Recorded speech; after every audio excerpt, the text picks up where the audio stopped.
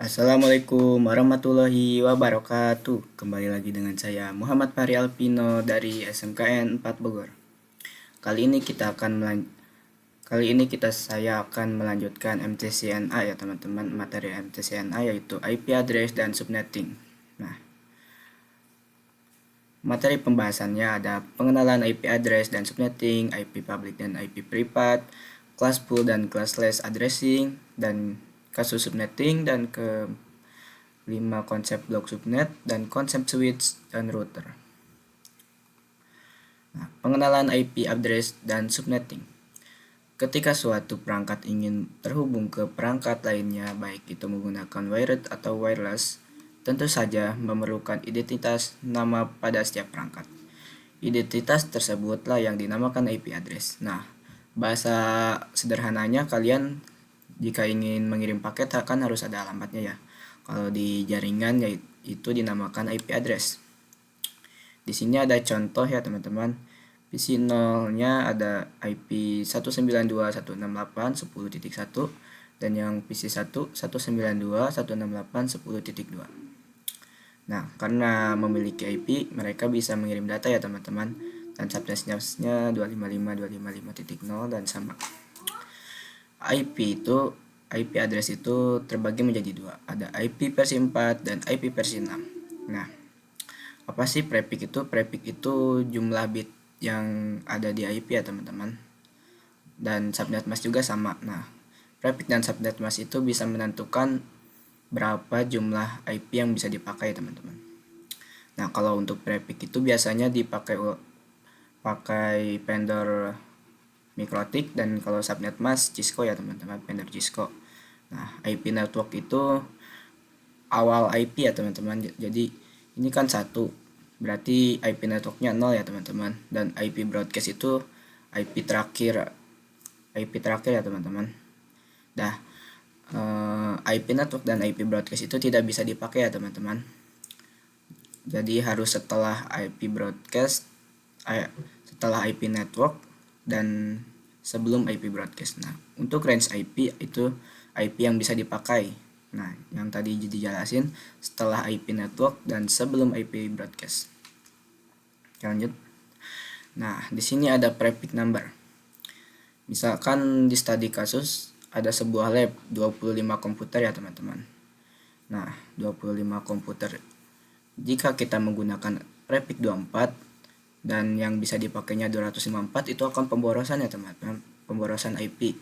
Nah, maka dari itu kita akan memakai prefix 27, yaitu yang bisa dipakainya 30. Gitu ya teman-teman. Nah, subnetting adalah upaya atau proses untuk memecah sebuah network dengan jumlah host yang cukup banyak menjadi beberapa network dengan jumlah host yang sedikit. Teknik subnetting membuat skala jaringan lebih luas dan tidak dibatas oleh kelas-kelas IP classes A, B, C yang sudah diatur. Nah, di sini ada IP publik dan IP privat. IP publik IP yang digunakan di internet dan dapat diakses dari mana saja. Contohnya seperti Facebook, YouTube, Google, dan lain-lain. Nah, kalau IP privat, IP yang bisa digunakan di dalam jaringan lokal, tidak dapat diakses langsung dari internet, dan merupakan bagian penting dari Network Address Translation atau NAT untuk terhubung ke internet melalui satu IP publik. Nah, IP publik ini terbagi menjadi 3 kelas ya. Yang ini kelas A, kelas B, kelas C. Yang kelas A biasanya 10 sampai 10.255.255.25 dan kelas B 172.16.00 sampai 172.31.255.255. Nah, yang kelas C 192.168.00 sampai 192.168.255.255.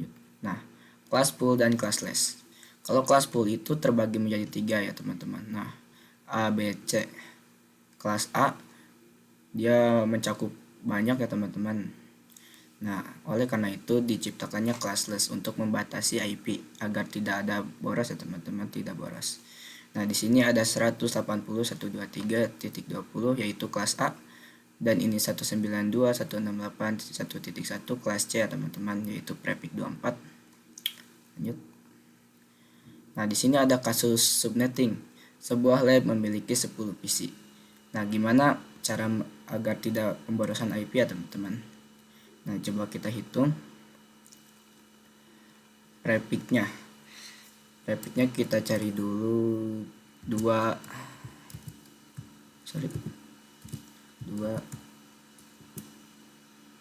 pangkat 4 ya teman-teman.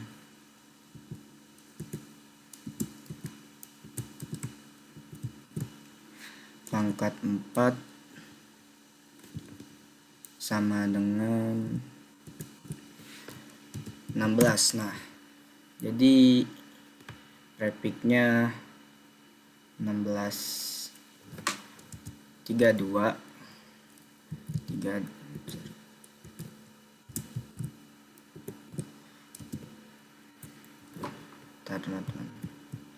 32 dikurang, jadi 32 dikurang 32 dikurang 16 sama dengan 32 dikurang 16. Oh bukan teman-teman, sorry salah. Nah, karena ini prefixnya 4, maka dikurang 4 ya teman-teman, sama dengan 28. Jadi prefixnya 28 ya teman-teman, /28. Dan total IP-nya 16. Ini kita sudah nemu. Dan subnet masknya, karena IP itu mulai dari 0, jadi semuanya ada 256. Nah, dikurang total IP 16 sama dengan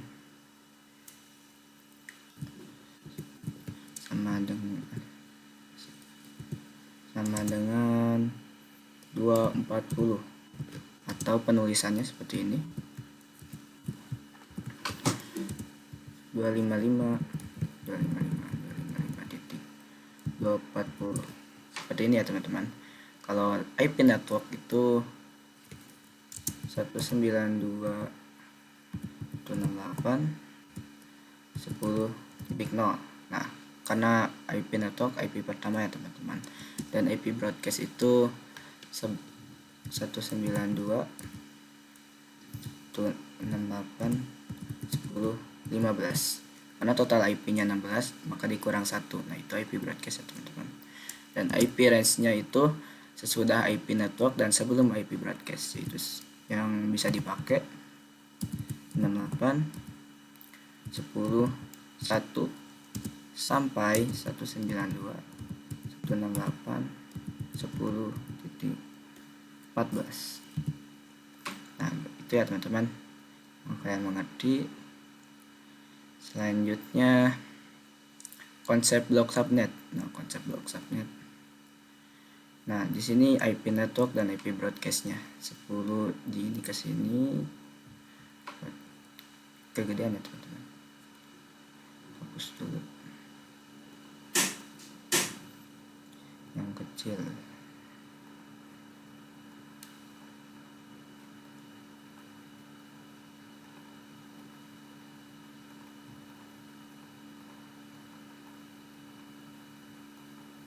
Yang ini terus. Nah, IP networknya 0 sampai 32 sampai 31, 32 sampai 63, 64 sampai 95 ya teman-teman.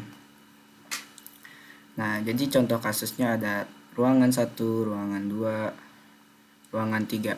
Nah, blok subnet ini pasti berbeda ya teman-teman.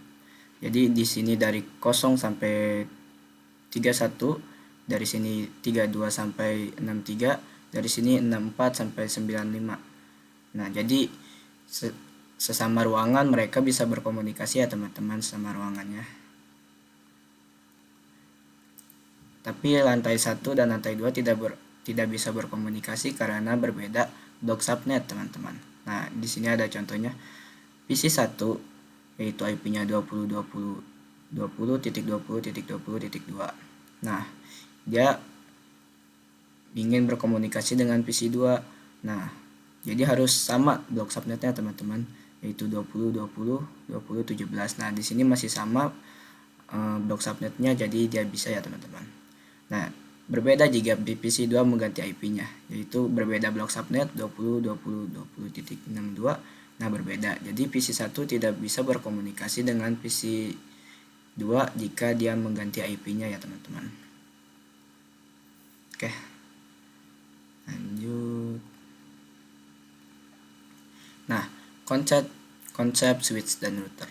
Switch menghubungkan perangkat yang satu network ya, teman-teman. Nah, seperti ini. Jadi switch itu cuman menghubungkan perangkat ya, teman-teman, segini. Nah, dia menghubungkan beberapa perangkat. Jadi perangkat yang dalam satu network ini bisa berkomunikasi ya, sama dengan ini juga bisa berkomunikasi. Tapi kalau berbeda blok subnet, switch sini dan switch ini tidak bisa berkomunikasi. Maka adanya router. Jika adanya router, dia bisa menghubungkan kedua switch ini untuk berkomunikasi, menghubungkan perangkat yang berbeda network. Nah, begitu ya, teman-teman. Sudah. Nah, thank you. Oke, mungkin cukup sampai di sini. Mohon maaf jika ada kesalahan. Wassalamualaikum warahmatullahi wabarakatuh.